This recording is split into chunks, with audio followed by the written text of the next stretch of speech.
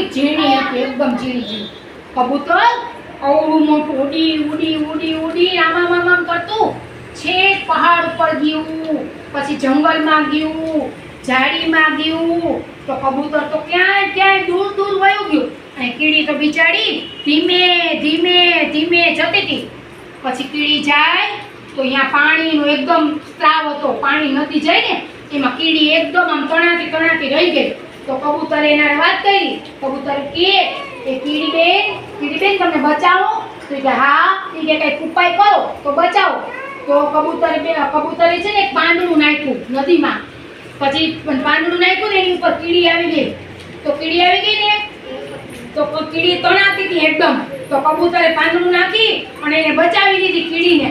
તો પાંદડા ઉપર ચડી ગઈ અને કબૂતર ઉડી અને હાથમાં લઈ લીધું ને તો કીડી ને કબૂતર બે સાથે જતા રહ્યા. ચાંચમાં લઈ લીધી પાંદડું અને બે પછી સાથે ઉડી ગયા. ઉડતા ઉડતા ઉડતા ઉડતા ઝાડ ઉપર ચડી ગયા.